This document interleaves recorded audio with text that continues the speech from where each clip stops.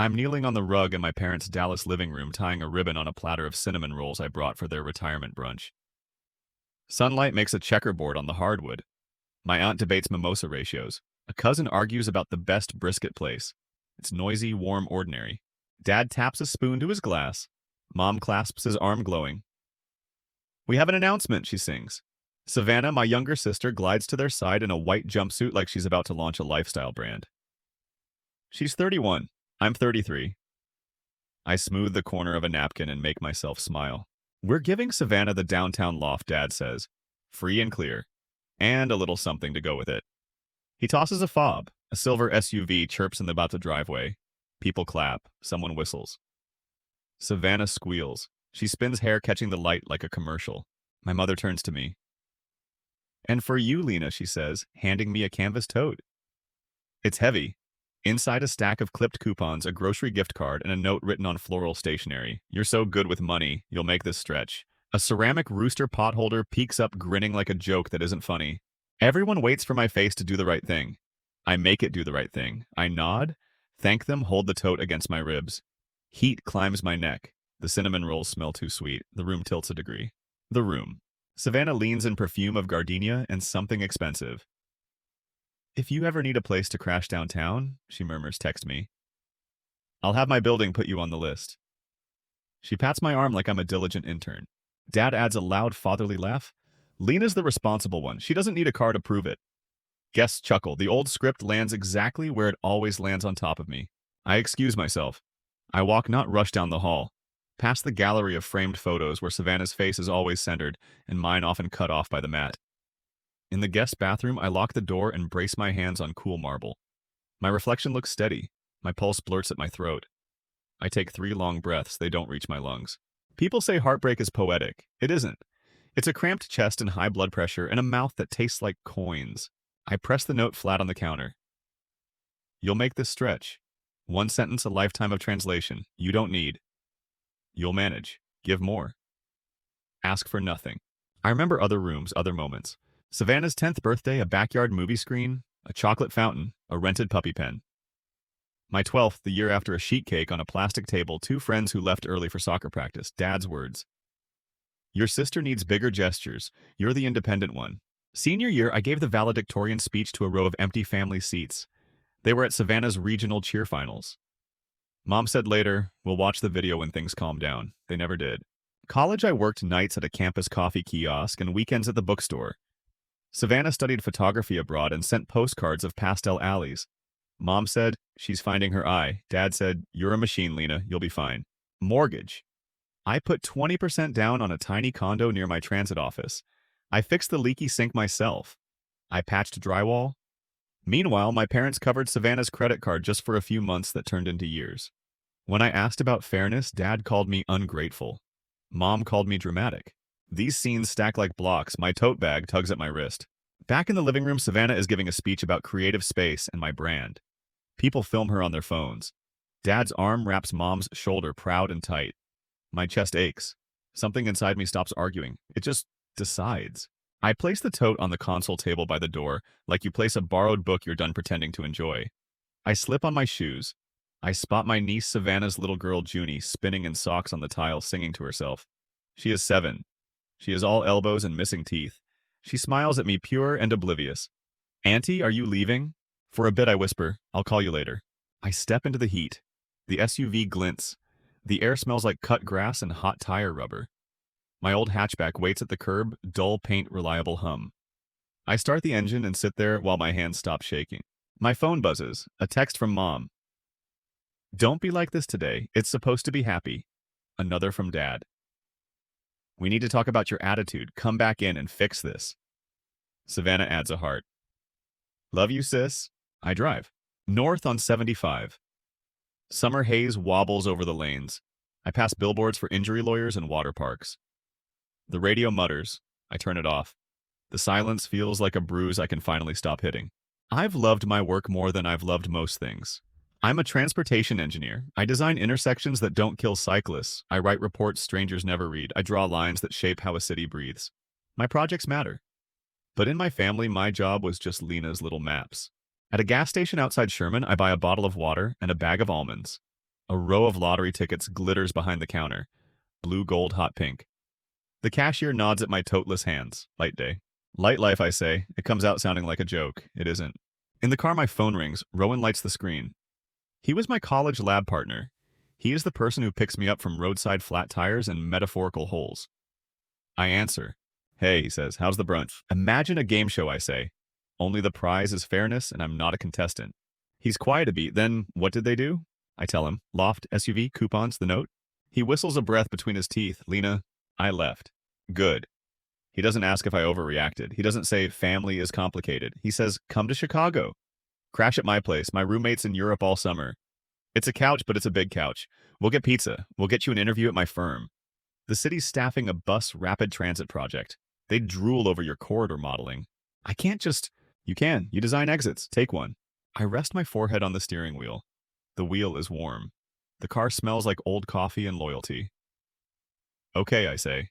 The word arrives like rain on a tin roof. Loud, cleansing. Text me your dots on the map every hour, Rowan says. If you ghost me, I'll call the state troopers. I won't ghost you. Promise. I promise. I merge back onto the highway. The horizon opens like a door. I do the math at 65 miles per hour. I have savings. I have a degree. I have my own name on everything I own. I have no one to impress but the person in this driver's seat. At the Oklahoma border, red dirt shoulders the road. A hawk leans on a thermal. Tractor Supply stores roll by with stacked buckets like pastel drums. I hit play on a podcast and turn it off 2 minutes later. My thoughts are louder. I think about patterns.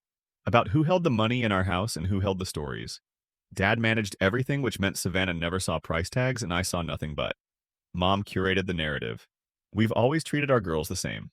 Evidence to the contrary was an attitude problem. I was capable. Savannah was sensitive. Capability is a compliment until it becomes a leash. The sky purples near Tulsa. I eat stale almonds and a gas station banana at a picnic table with peeling paint. A family nearby argues gently about ketchup. Their dog nuzzles crumbs from the concrete. Ordinary, good. My phone lights up with missed calls. Mom? Dad? Mom again. Then a text from my aunt. They're worried. You know how your father gets when he feels disrespected. I don't reply. I refuse to apply this bandage to their self-inflicted wound. At a motel off I-44, the clerk slides a keycard across the counter and points at a tray of wrapped muffins. Breakfast 6 to 9, he says. In the room, a painting of a sailboat leans in fake wind. The AC rattles. I sit on the bedspread and stare at the beige wall until my pulse quits sprinting. I draft an email to my boss.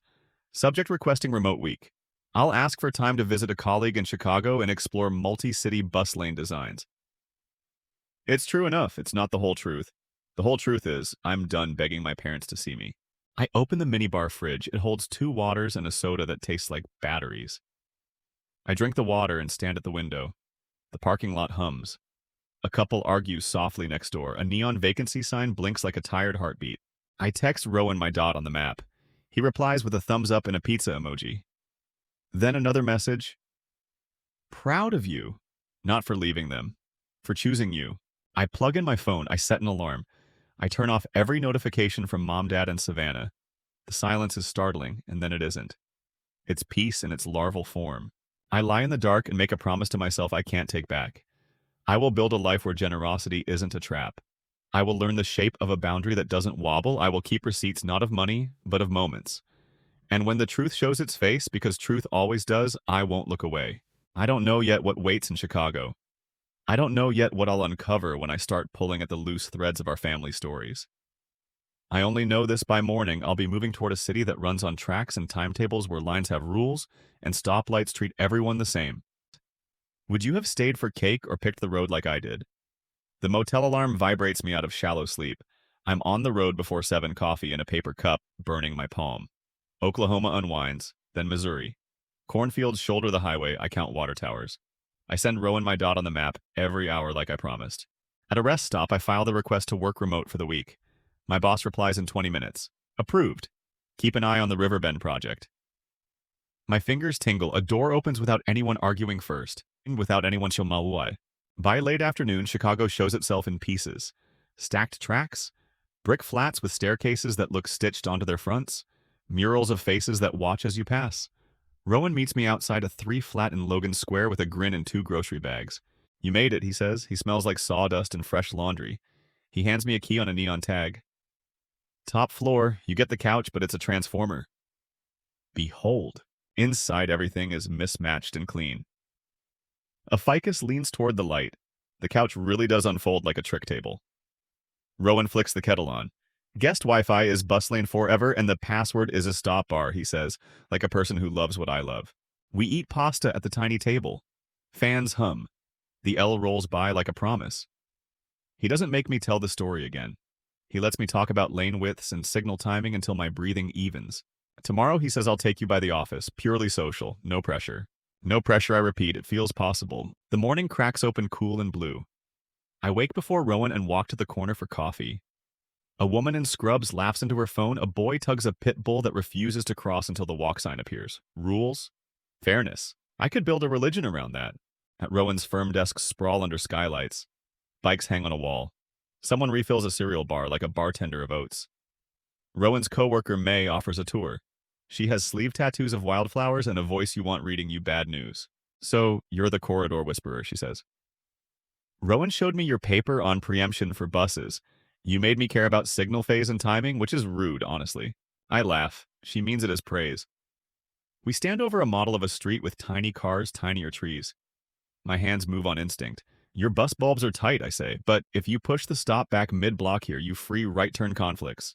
Your queue jump lane can shrink. People won't understand why, but they'll feel it in the way the street breathes. May's eyes cut to Rowan. Hire her, she says, half joke, half dare. Working on it, Rowan answers. I walk home in a slow loop just to see how the city fits me. On the stoop, the package waits. Brown paper. Forwarding label slapped over my Dallas address. A law firm's logo sits in the corner like a watermark of trouble. I carry it inside with 2 careful hands. Rowan looks up from his laptop. Good mail or bad mail? I don't know yet. I cut the tape. Inside a cover letter dry as toast, regarding the Hazel Cole Educational Fund annual summary and beneficiary updates. My grandmother's name sits calm on the page. My stomach drops 5 stories. There are statements. Tables, disbursement lines. 2012 tuition support, Savannah Cole, $18,400. 2013 living expenses, Savannah Cole, $9,200. 2017 creative development grant, Savannah Cole, $12,000. 2019 vehicle stipend, Savannah Cole, $8,500. At the top, just beneath the fund's name, beneficiary Savannah Cole, primary 100%. And below that in lighter ink, like a ghost note, original instructions, 1999 for the education of my granddaughters, Lena and Savannah in equal measure. My ears ring. Heat climbs my chest. I fan the papers like they might rearrange into fairness if I shuffle them enough. Rowan, my voice sounds tinny. Look, he reads fast. Things click behind his eyes. Your grandmother intended equal splits, he says. Somebody changed it. At what point I press the letterhead with my thumb. The ink smudges a little. How? The last page answers. Amendment executed 2011. Guardian Raymond Cole. My father's signature loops in confident strokes. Mom's neat name sits beside it as witness. No mention of me. I sit very still. The floor feels like a ship deck. The room lists. Rowan pulls a chair beside me. He doesn't touch, just anchors me with presence. You didn't imagine it, he says quietly. It was written down, then rewritten. I always thought it was vibe, preference. Thought I swallowed and it scrapes, they made it law. He nods. He points to a sticky note tucked in the back. Forwarding address was outdated. Returned from Dallas. Please update records. It's in Aunt Joe's hand.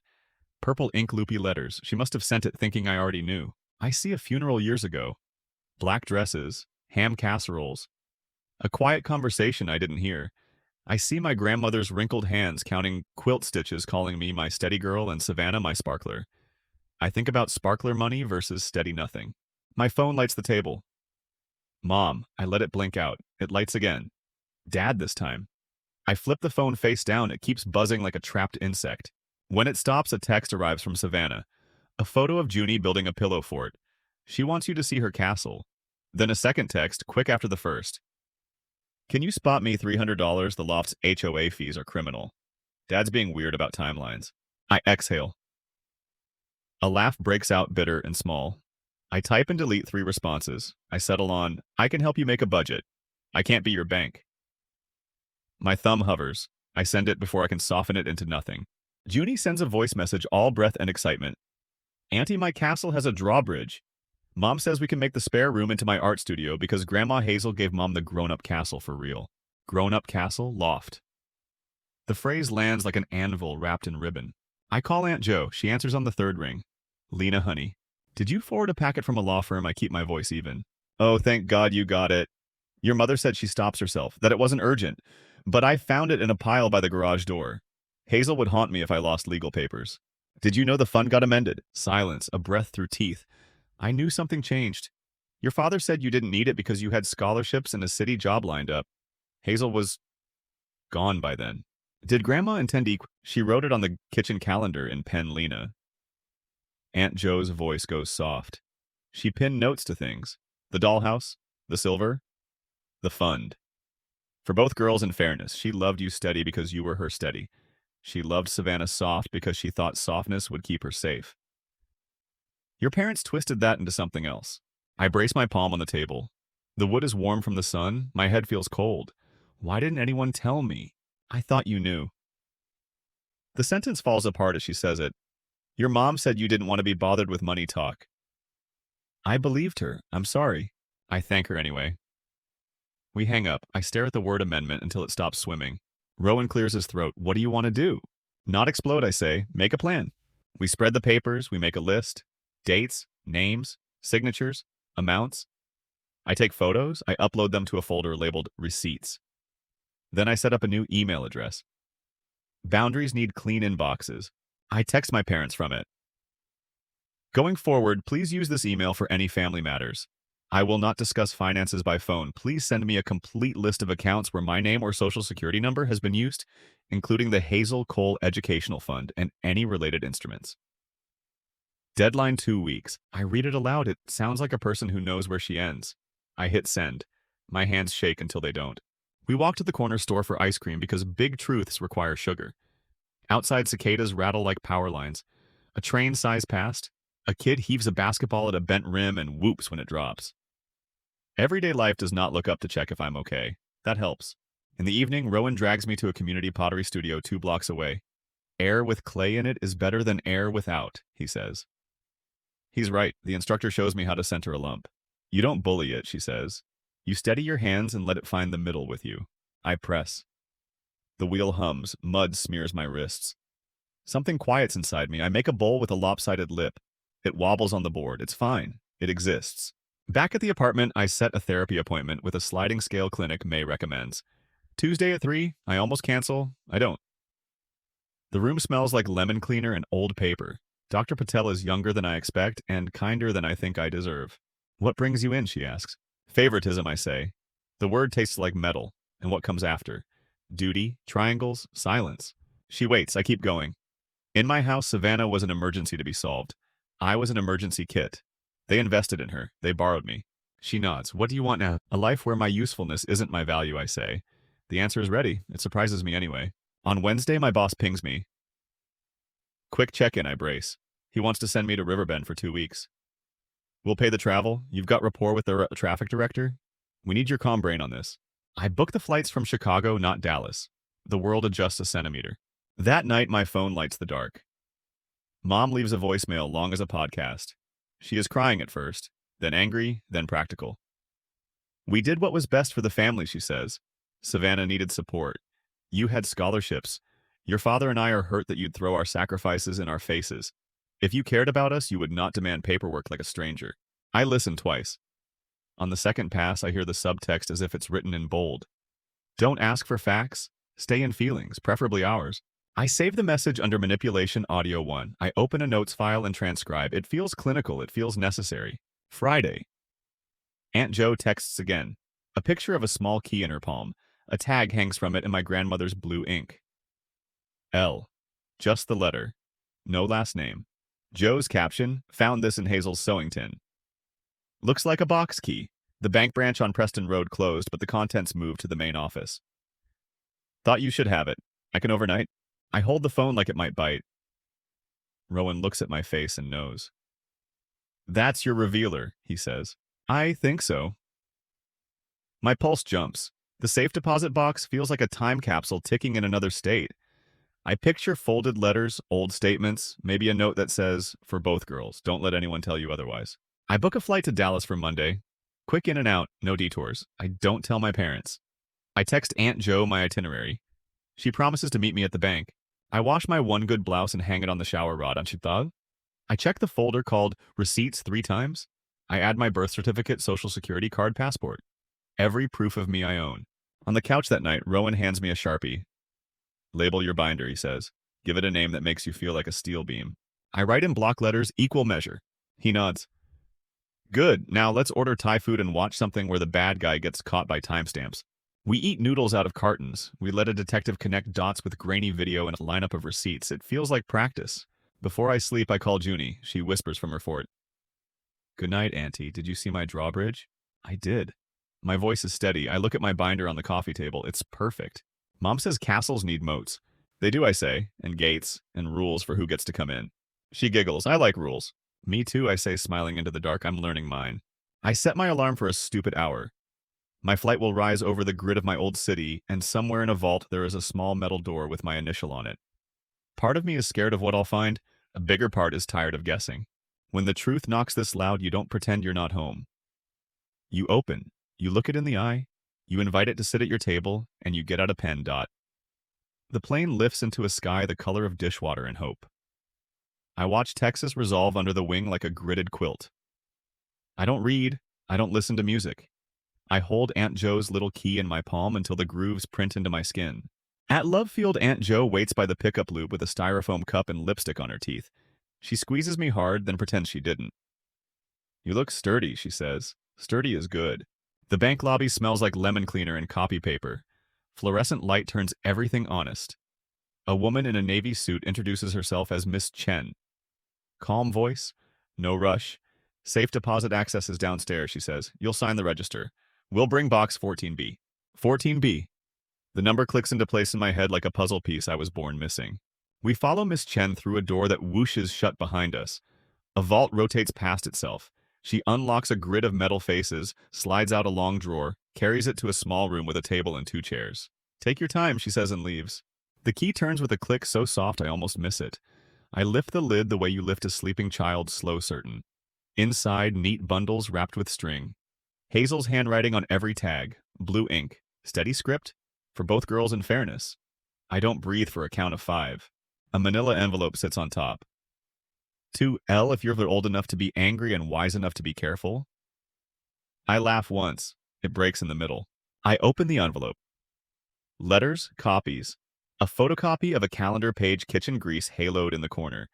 1999 finalized fund equal measure. A notarized instruction Hazel signed 2 months before she died. Educational support for my granddaughters in equal shares. Any change must be signed by both guardians with proof that both girls consent. Beneath that, a sticky note in her voice, casual and sharp. Don't let anyone use capable as a reason to give you less. I pass the pages to Aunt Jo.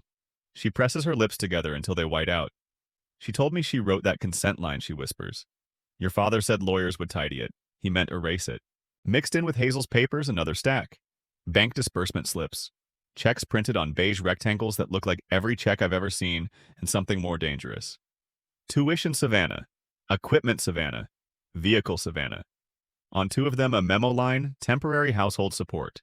The payee line lists my father's name.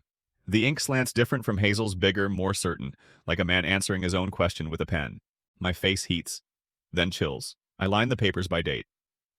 2011, the amendment year, 2012, 2013, 2017, 2019. A steady drip that became a stream. At the bottom of the box, a little velvet pouch. Inside a locket.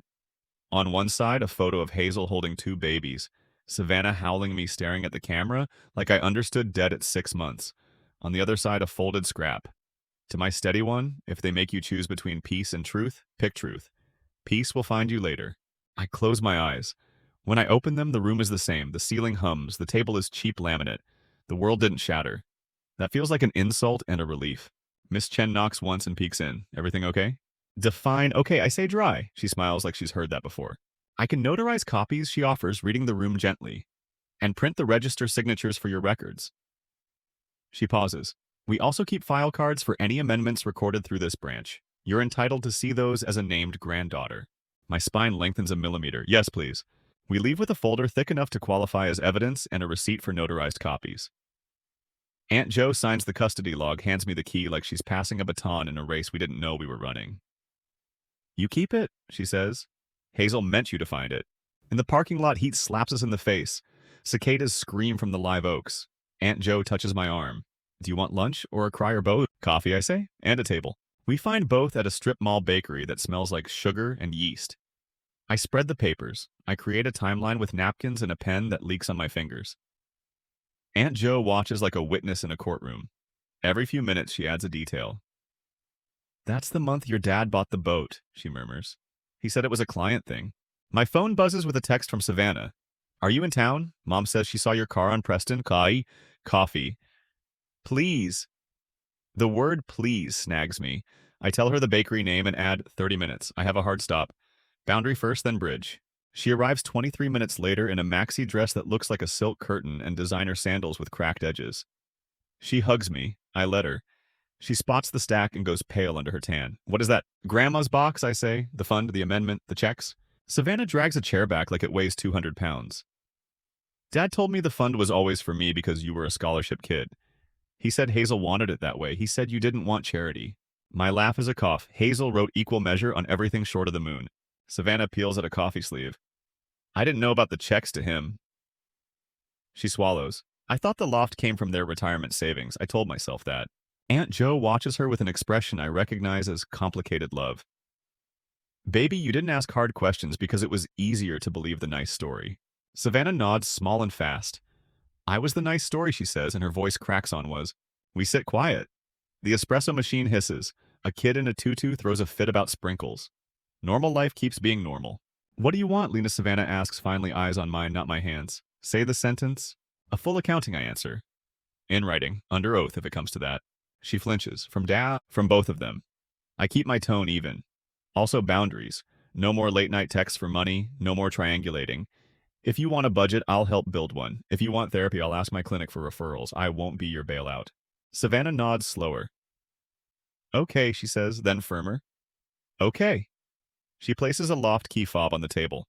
I told Dad I'd return this if he kept using Junie to pressure you. He called me hysterical, maybe, but I'm learning math. While she's in the bathroom, Dad calls. I let it ring. His voicemail booms, you had no right. Return those papers. Consider this a warning. I file it under Threats Audio 1 and transcribe every word. Aunt Jo slips me an envelope, a faded Polaroid of Hazel at the kitchen table, 2 tins labeled LS on the back, equal measure. Even for cookies, I laugh and something unlocks. We make a plan, request the amendment cards from Miss Chen, the original trust from the firm, scan and lock it all in a binder labeled equal measure and a 2-factor cloud Rowan set up. I fly home with the binder belted into the next seat. A stranger jokes, first time flying with a lawsuit. First time flying with proof, I say. That night, I send a formal accounting request for the Hazel Cole Educational Fund. Attach the document, set a deadline, CC legal aid. Junie texts, Pillow Fort rules knock. Be kind, no lying. I press the screen to my chest. In Riverbend, Mom texts from urgent care. This stress is killing me. I reply, I hope you feel better. Please respond in writing. I turn my phone over and win a green light on bus lanes.